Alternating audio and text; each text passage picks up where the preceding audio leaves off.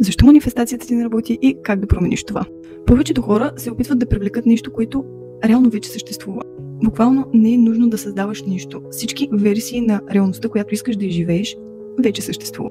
А ти просто се настройваш на честотата, която съответства на твоята вибрация.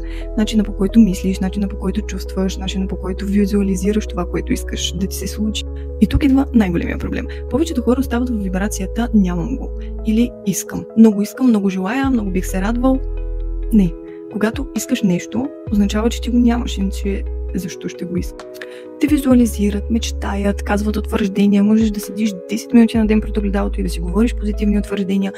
Обаче най-големият проблем е в това, че манифестацията не се получава чрез изречени думи. Манифестацията се получава чрез усещане. Когато ти го изживееш тук и сега, когато ти повярваш, че го имаш тук и сега, то вече е твое, ти го усещаш. Вселената отвръща на емоция.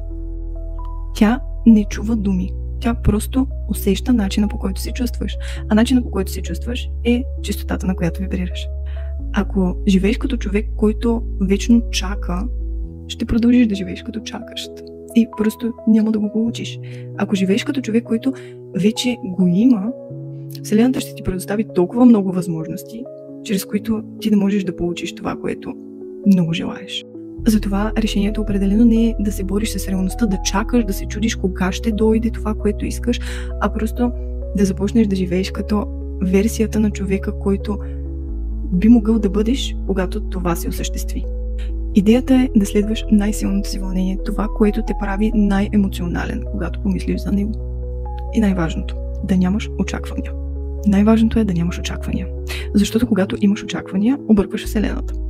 И се получава ситуацията на вечно чакащия човек. И ето това е истинският принцип на манифестацията.